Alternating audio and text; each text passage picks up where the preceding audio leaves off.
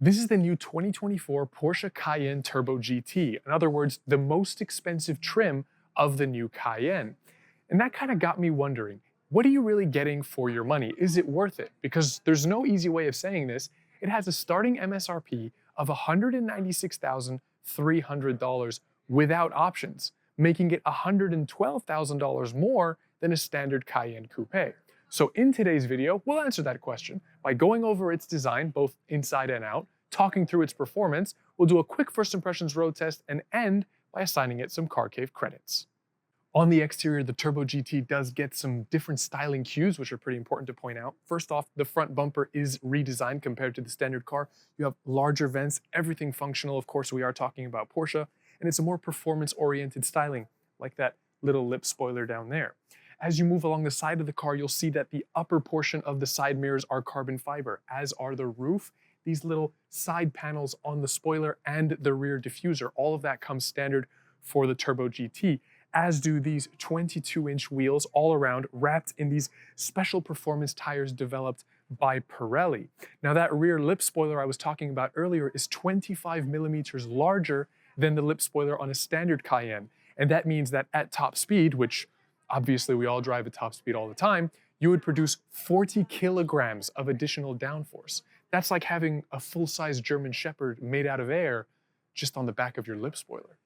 Now on the interior of the Cayenne Turbo GT, they've adopted obviously the new design for the refresh for the Cayenne, which means that the interior is lovely. As standard, you get the 8-way adjustable sport seats. Overall, the interior is going to be the same layout that you get in any other Cayenne. It's just that a lot of the premium features are pre-selected for you. This specific car, for example, has the carbon inlays in the dashboard as well as on the door. It looks very nice. The welcome screen on your gauge cluster is going to remind you that you went a little bit crazy on price and bought the Turbo GT, as is the door sill, which is illuminated on this particular car. Now, on the subject of that gauge cluster, it's an all-new curved 12.6-inch, very vibrant, very easy to read digital display, and you have a 12.3-inch infotainment screen, which is touchscreen, also very easy to read and very intuitive. Interestingly, it's actually sunk into the dashboard. There's a little bit of a lip for the top portion, and I would imagine that that helps to mitigate some of the glare. Sitting in this car, I do feel like I'm getting my money's worth. I would take this new interior over a Lamborghini Urus 8 days out of the week. And I bring up the Urus for a very good reason, because what I want to talk about now is the performance aspect of this new Turbo GT, which is where the price point really starts to make sense. Under the hood is a 4-liter twin turbocharged V8, much like the Urus, but here it makes 650 horsepower and 626 pound-feet of torque. Drive goes to all 4 wheels via an 8-speed Tiptronic S transmission, meaning that it'll do 0 to 60 in 3.1 seconds and onto a top speed of 189 miles per hour. Now those are the official numbers from Porsche, but as we all know, Porsche lies, but in a good way, because Car and Driver took the Cayenne Turbo GT from 0 to 60 in just 2.8 seconds. That makes it faster than not just the Urus Performante, but also a Huracan. Now, the Huracan is a 2-seater Italian supercar. Its only purpose in life, the reason it wakes up every morning, is to be fast. So just imagine that you're in your stunning, beautiful Lamborghini Huracan supercar, and a 4-door, 4-seater Porsche family car pulls up and leaves you behind. It's quite a sad day for the Lamborghini, but for Porsche, the story only gets better. The Cayenne Turbo GT comes standard with all chassis systems available, and both the chassis and powertrain were specially tuned. The air suspension was made 15% stiffer than the standard Cayenne. PASM, Power Steering Plus, rear axle steering, and the Porsche Dynamic Chassis Control were all modified to improve feedback in performance driving, and this is the lowest of all the Cayennes, 1.2 inches lower than the standard car. The 8-speed Tiptronic transmission was tuned for faster shifting, and the Porsche Traction Management System was also modified. The front wheels are an inch wider, even compared to those that you find on a turbo coupe. The negative camber is increased by 0.45 degrees, and that's to improve the contact patch with those specially developed performance tires. PCCB comes standard for the Turbo GT, so you have 440 millimeter discs at the front. Those are gripped by 10 piston calipers, 410 millimeter discs in the rear, gripped by 4 piston calipers. And speaking of the rear, the exhaust system on the Turbo GT is specific to that trim in two really important ways. First of all, it's centralized with dual exhaust tips. It looks absolutely brilliant. And that might just be my opinion, but it's also a fact. It looks very good. And it's also made of a lightweight, more heat-resistant titanium. That's to save weight and improve performance. Unfortunately, it does still have a rev limiter. As for the power bank, the V8 is modified compared to even the Turbo Coupe. Not by much though. Improvements were made only to the crankshaft, connecting rods, pistons, timing chain drive, torsional vibration dampers, turbocharger, fuel injection system, induction system, and intercooler. So everything, it's all different, and the result is higher peak loads, better driving dynamics, and the most powerful V8 Porsche currently offers. So yeah, it's pretty expensive to pay that much money for an SUV, but let's be honest, it's a Porsche. The changes, the price increase, they're there for a reason. It's about functionality. They're not just racking up the price because they can. I mean, they're not Rolls-Royce. All of the things that you're paying for, they improve the performance. But don't take my word for it. The previous generation of this car lapped the Nurburgring in 7 minutes, 38.925, making it the fastest production SUV ever. Now, this specific car hasn't lapped the Nurburgring yet. Actually, I was just reading an article a few days ago that it's getting ready to defend its title as the fastest SUV, but I don't have those times as of yet. But either way, the previous gen was faster than a Lamborghini Gallardo Superleggera, faster than a Murcielago SV, faster than a Ferrari F430 Scuderia.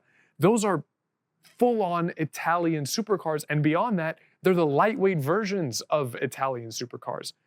This is a four-door, four-seater SUV, and it's faster.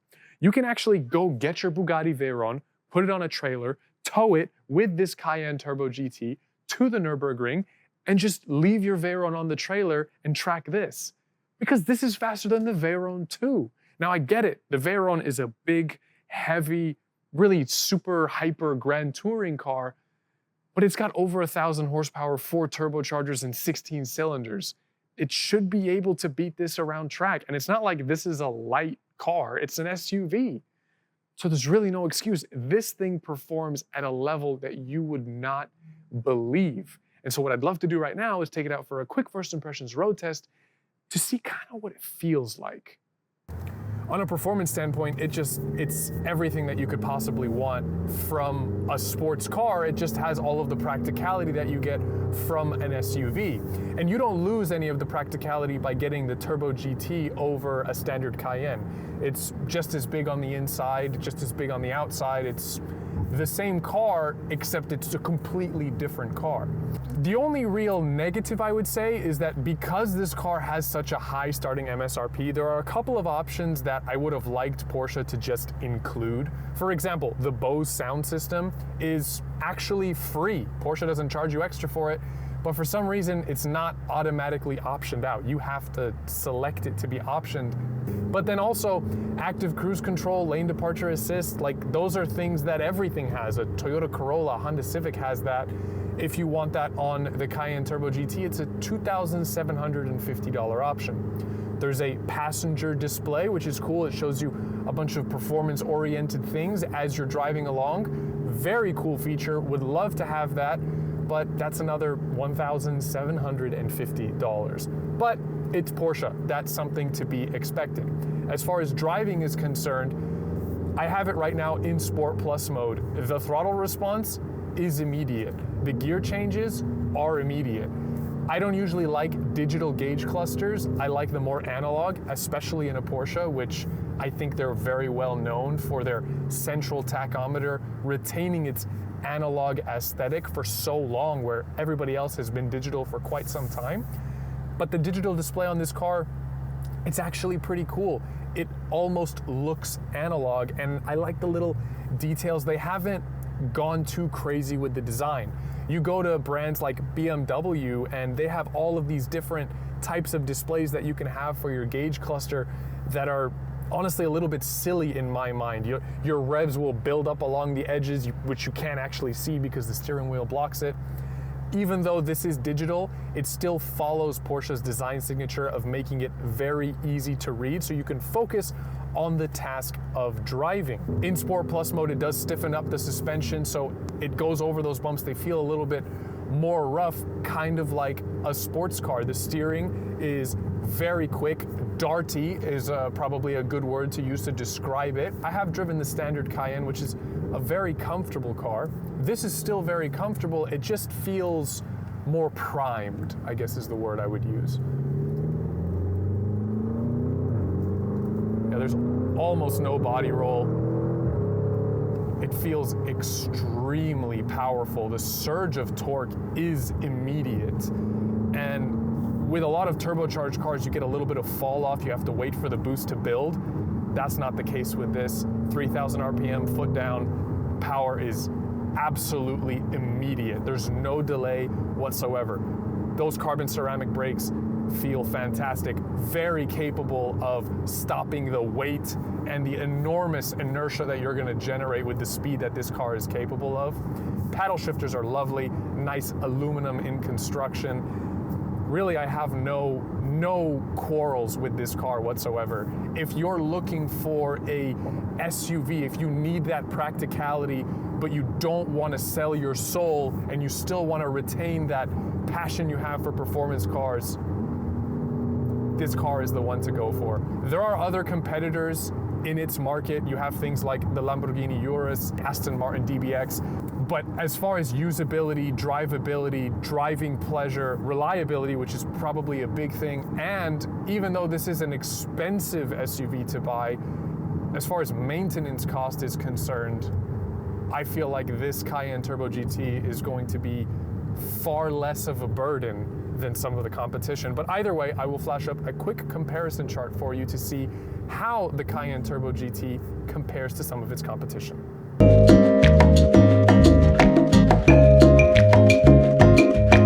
Finally, the Car Cave credits. This is my way of summarizing my final thoughts on a car in 4 different categories. For collectability, I gave it a score of 4 out of 10. It isn't limited in any way, but given its price point, I don't think you're going to see them too often. For daily drivability, I gave it a score of 8 out of 10. It does everything a good daily should do except be good on gas, but that being the case, I feel like the person that's going to buy this car probably won't care too much about fuel cost. For track worthiness, I gave it a score of 8 out of 10. It's the fastest SUV, hands down, and the 2024 has a pretty good chance of holding that title. For coolness factor, this is obviously subjective, but I would give it a score of 8 out of 10. It is a super SUV that embarrasses everything that it competes with and even dips into the territory of some supercars. What's cooler than a sleeper? This gives the 2024 Porsche Cayenne Turbo GT a total of 28 out of 40 Car Cave credits. But that's all for this video. Thank you so much for watching, and a huge thank you to Porsche of Riverside. They're part of the Walters Auto Group for loaning me this stunning example of the Cayenne Turbo GT to do a video for you guys. This car is actually currently for sale, so I'll leave the regular links down below as well as the listing for this specific car. I would jump on it pretty soon though, because this is actually the car that I came here to shoot. The Cayenne Turbo GT that I came here to shoot was chalk in color, and it sold 30 minutes before I got here. I would imagine this is probably not going to last for that long either. Otherwise, comment your thoughts on the car on the video. I'd love to hear that. Like, subscribe, and hit the bell icon to support the channel and so you don't miss a post. But until the next video, thank you again for watching, and take care.